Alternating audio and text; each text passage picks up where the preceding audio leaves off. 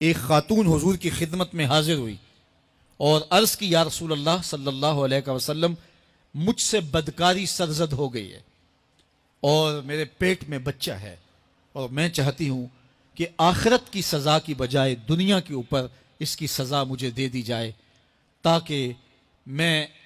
پاک ہو جاؤں اور صاف ہو جاؤں، کیونکہ آخرت کی سزائیں بہت سخت ہیں۔ اللہ کے محبوب علیہ السلام نے جبریل امین سے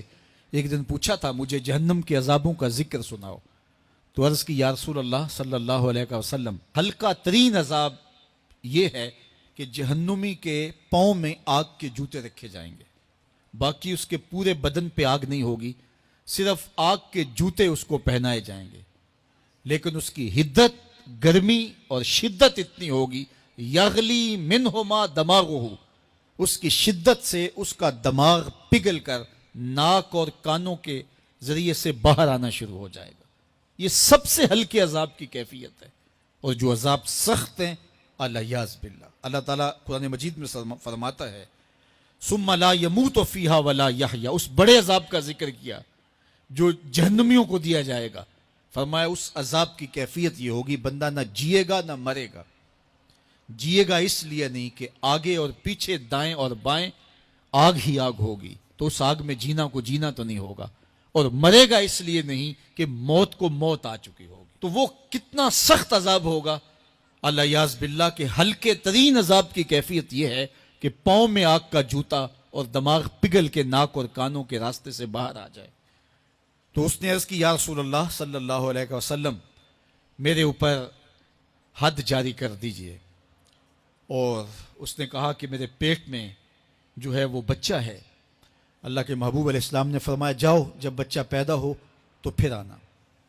وہ چلی گئی، تو جب بچہ پیدا ہوا تو گود میں اٹھائے پھر حضور کی خدمت میں حاضر ہوئی اور عرض کی یا رسول اللہ یہ ہے بچہ جو میں نے گناہ کیا تھا، بدکاری کی تھی، آج یہ اس کی نشانی ہے۔ تو اللہ کے محبوب علیہ السلام نے فرمایا کہ اسے لے جاؤ اور اسے دودھ پلاؤ، اور جب یہ کچھ کھانے پینے لگ جائے گا تو پھر آنا۔ کچھ دنوں کے بعد وہ دوبارہ حاضر ہوئی اور اس نے اس بچے کے ہاتھ میں روٹی کا ٹکڑا دیا ہوا تھا،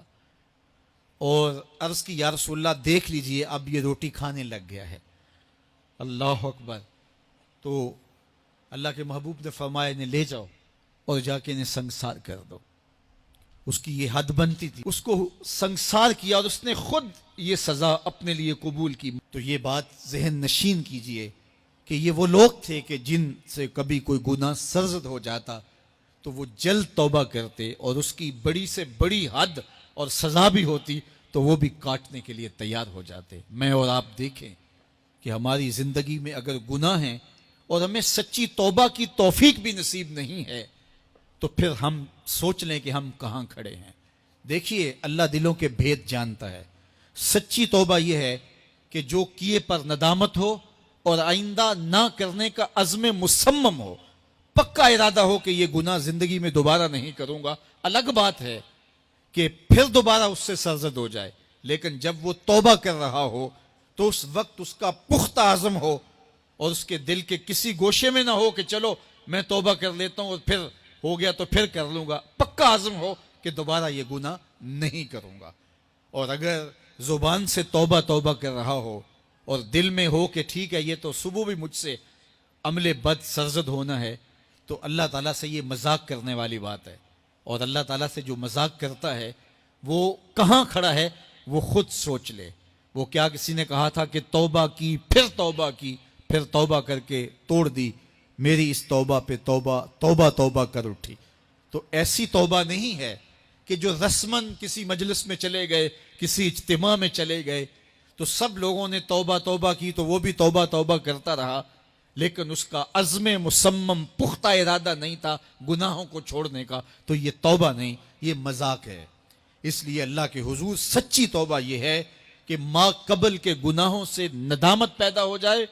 اور سچے دل سے ارادہ کیا جائے، پختہ عزم کیا جائے کہ دوبارہ میں یہ گناہ نہیں کروں گا۔